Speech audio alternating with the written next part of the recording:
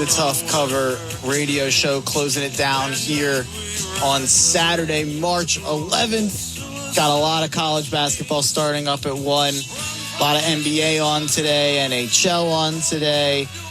But like I said in the last segment, even when basketball should be dominating the conversation, even when baseball's right around the corner, even when hockey's on, the NFL's king. And for the true nerds like me, the true nerds like my next guest, this is the best time of the year because it's draft time. The combine just went down. And one of my favorite people to talk NFL draft with is my man Dibes. You can follow him on Twitter at Mr. Crockpot. He is the co-host of Party on Broad. He's been co-hosting the content we've been doing, me, him, and Shane Half over on Bleeding Green Nation. That content's also on the Painted Lines on YouTube. We've been ranking the NFL draft position groups, doing some mock draft stuff. We have plenty more coming over the next, I guess it's about a month and a half now until draft time. So, Dibes, how we doing? What's going on, Mark, my man? Just want to say congrats on the 1-year anniversary for the Tough Cover, man. No one does it better than you, man. Thanks for having me on. Thank you, man. Thank you. It's funny. I was going to mention at the beginning of the show, and I think I kind of forgot it. I got a little mixed up, but I think this is also funny enough. 2 years ago, I believe, is when I started doing the Tough Cover podcast on the Painted Lines. So it's been 2 years with the name Tough Cover. I think that's when we first started up with the Painted Lines, when I stopped doing it just out of my basement, randomly putting it out to nobody. So yeah, 2 years of the Tough Cover podcast, 1 year of the Tough Cover radio show. Thanks so much for being on the 1 year anniversary. And we've got a lot to talk about here because we're going to get to the draft, but let's start it out with a little bit of what's going on in our area here in Philadelphia. And there's been a lot of freaking out, a lot of angry Eagles fans, a lot of nervous Eagles fans, a lot of people who were very angry at Howie Roseman for the last couple of years, who maybe weren't all year, or maybe angry again with Howie Roseman. So obviously the Eagles have a lot of defensive players coming up for free agency. There's this news about Darius Slay. Just in general, what is your panic meter for the Eagles right now? Like 0 being not scared at all, 10 being like super, super scared. I'm like at a 3. Yeah. You know, don't call me a homer, but like Howie Roseman deserves the benefit of the doubt right now to kind of figure things out. Absolutely. It's early. You have a very deep draft coming up with, 4 top 100 picks. Maybe they trade back. I think if there was ever a draft to trade back and accumulate assets, this is the draft, because it's generally a weak draft, but it has a lot of depth and a lot of key areas of need for the Philadelphia Eagles. So I'm at a 3. It's kind of everything we talked about on shows about the Super Bowl and how important it was to win that game and how disappointing it was, because, you know, that was probably the best Eagles team assembled around Jalen Hurts we would ever see. And now Howie's got to do his thing. He's got to work his magic. And I'm actually excited to kind of see some young blood take those next steps on this Eagles defense. Yeah, and I mean, this is kind of what the point was, to trade that second first last year and to trade down and do all that stuff. This was kind of the point. So we have 2 first-round picks. We have the extra second-round pick next year. We have our own second-round pick this year. I feel like we have the resources to at least somewhat replenish the defense, not to mention the fact that you have Jordan Davis. Whatever my opinions are of Jordan Davis, we'll leave that out of this conversation. But you have Nakobe Dean. Those are 2 high picks that basically redshirted. Not to mention Cam Jurgens, another high pick that basically redshirted, that theoretically, if as long as Kelsey comes back, should be filling in for Sayamalu.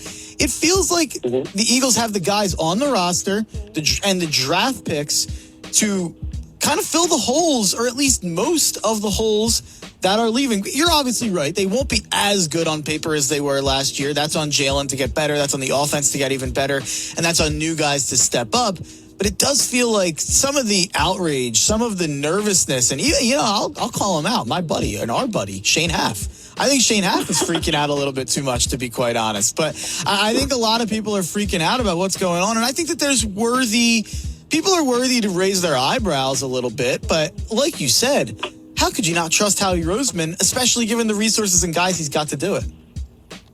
Exactly. Couldn't agree more. Just kind of let the chips play as they fall, and we'll see where we're at in a couple of months. But Howie deserves 1,000% of the benefit of the doubt in this scenario. And do you think that, we saw last year with the draft picks that they made near the top, you have Jordan Davis, you have Cam Jurgens, obviously later on you have Nakobe Dean. Do you think that they were making those picks with a little bit of the future in mind instead of maybe drafting guys who they thought could contribute right away? And do you think it's possible that this year, since we do know that there's a lot of people coming off the books, there's a lot of holes to be filled immediately with guys that can play right away, do you think Howie and the Eagles will place an emphasis on maybe getting guys who are a little bit more NFL ready, a little bit more, ready to compete from day one? That's to be determined at this point. I'll probably lean towards no. Howie always has his eye, 2, 3, 4, even 4 years down the line. And I think kind of our thought process in this question would be looking at that right tackle position, because where they're drafting at number 10, at number 30, there's going to be some really intriguing guys with some major upside at offensive tackle. Mm-hmm. I think Howie's always looking at the big picture. As of right now, I don't think that's going to change.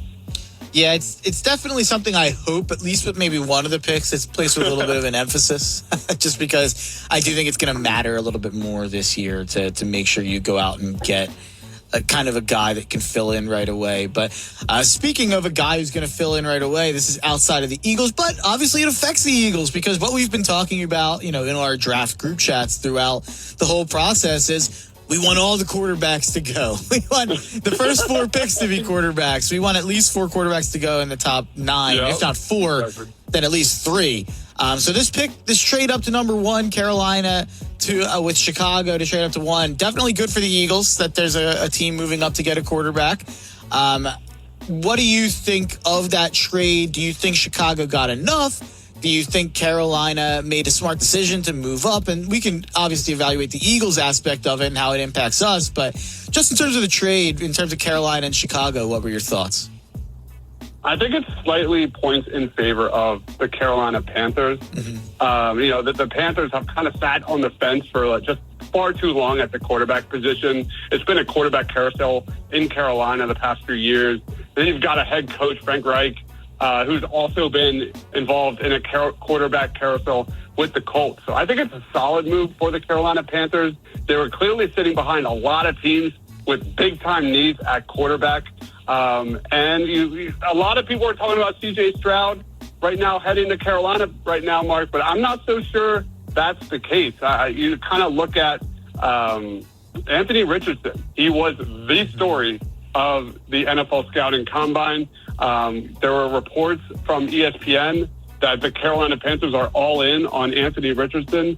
The entire talk after the Combine was that, is Anthony Richardson worthy of a number 1 pick? So I don't think CJ Stroud is necessarily a lock for the Bears. I think a lot of the value of the trade kind of is wrapped around DJ Moore and your opinion on that guy. He's under contract through 2025. I think he's a solid number 2. He's done a really good job earning first down on more than 41% of his targets. But I guess the next question is DJ Moore worthy of a first-round draft pick? I think the answer is pretty easily no. Yeah. He's a stable guy. He's a known quantity. I think the Bears have historically struggled to kind of stabilize that position. But the guys that they're going to miss out on, like a Jalen Carter, like a Will Anderson, those are the true superstars of this draft. And at the top of this draft, there's not a lot of them. So they're going to miss out on those 2 key guys. And I'm definitely curious what that Indianapolis Colts offer would have looked, and maybe it could have looked a little bit better. Yeah, honestly, Dives, I'm literally telling my producer right now, I'm texting him, to clip that answer you just gave, because I feel like you put it in way better terms than I tried to put it earlier on the show in terms of why I didn't like the trade and why I think DJ Moore is a little overrated. And I think you put that in absolutely perfect terms. So I think you'll be seeing that on social media a little later, because I think you put that in perfect terms. So I totally agree there. So let's head over. And I think you're right on the Anthony Richardson thing, too. I think that we have not heard the last of Anthony Richardson at number 1, Buzz. I think that's definitely in play. So let's head over and let's talk a little bit more about the Eagles, and let's talk about their, the guys they could be looking at 10. And I'm going to throw a question at you, because we've been kind of dancing around this in our group chat, and something we've been talking about, because I'm not quite as high on the corners this year at the top. Or I shouldn't say that, because I think it's deep. I think there's a lot of good corners in the draft, but I don't think there's a Sauce level prospect, and not a Stingley level prospect even, among this cornerback group. And I think people are talking themselves into Devin Witherspoon. I think they're talking themselves into Christian Gonzalez. Players I like, by the way, but I'm just not sure they're worth a top 10 pick. What would you tell me if I told you that I don't think the Eagles should take a corner at 10, because I think there's so many good ones, and I don't know if there's one worthy of taking at 10. I think my opinion is, if they're going to take a corner, or even going to take multiple corners, I'd probably want to trade down to do it. What are your thoughts? I think it's not crazy at all. It's the deepest position in the draft, or none. The guy you could get at number 30, is he that less of a prospect than a guy they could get at number 10? Not that much. I agree. Like, when you look at the difference between like an Emmanuel Forbes versus a Devin Witherspoon, Christian Gonzalez, or Joey Porter Jr., it's not that much. I mean, he's got the same kind of production. He's got the same kind of measurables.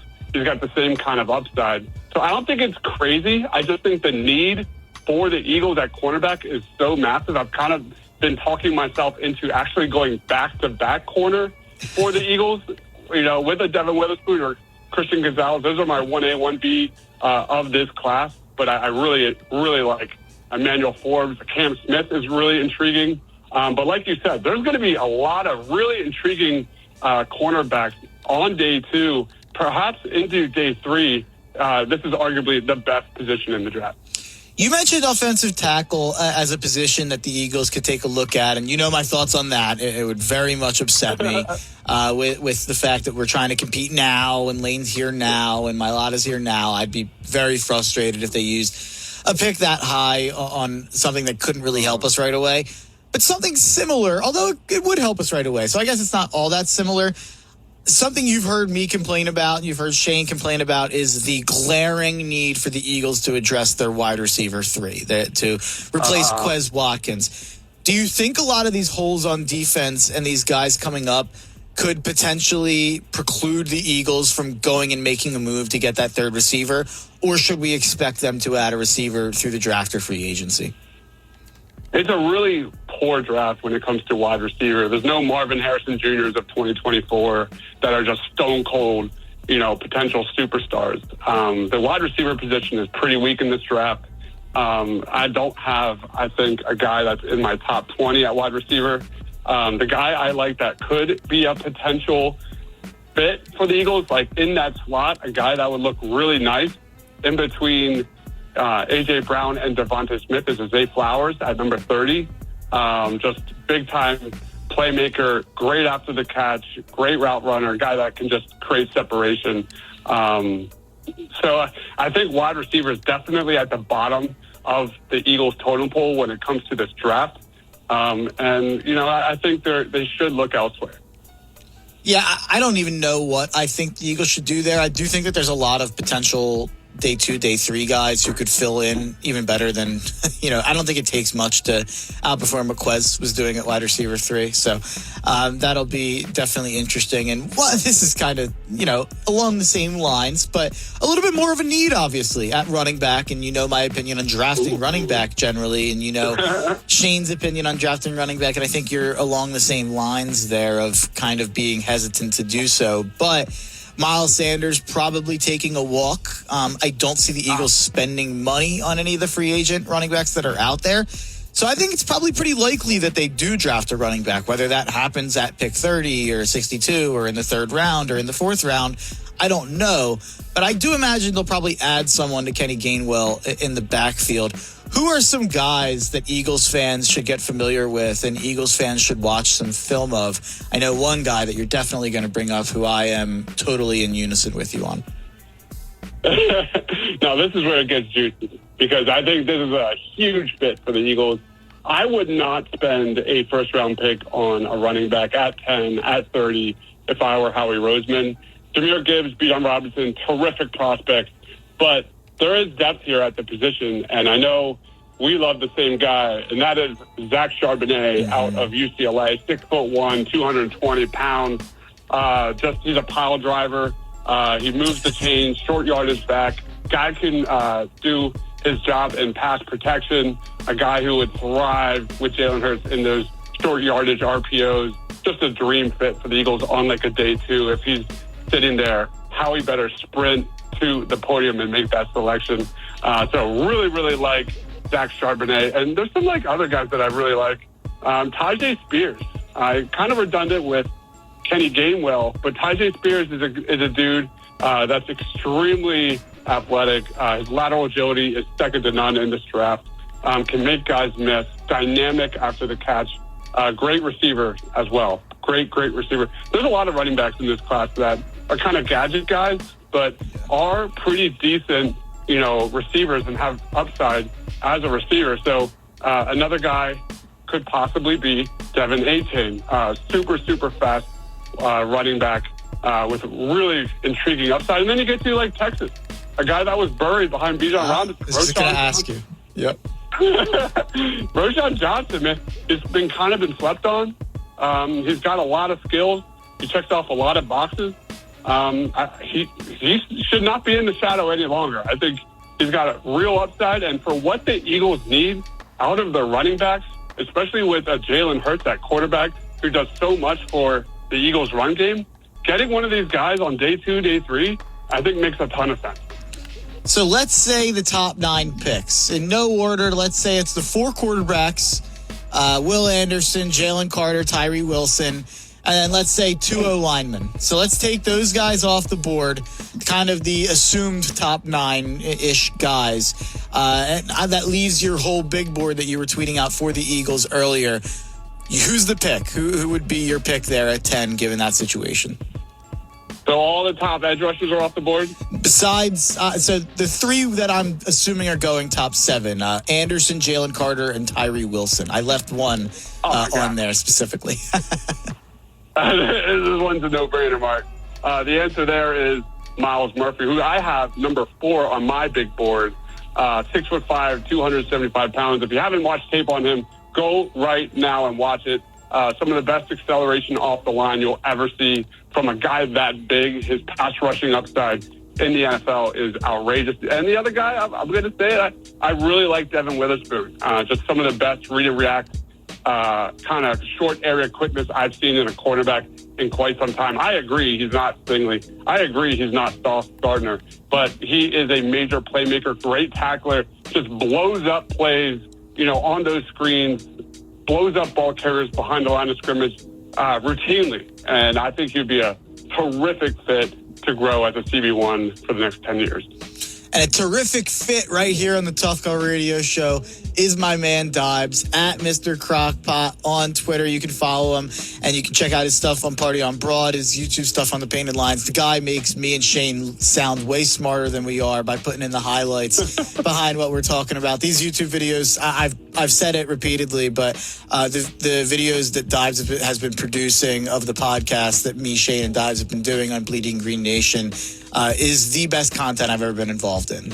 Those highlights with the analysis, all 3 of us have really done a ton of research into these guys, and really awesome stuff to watch Dives work and get those highlights in there. So thanks to everything you're doing over there, and thanks for coming on the Tough Call Radio Show, Dives.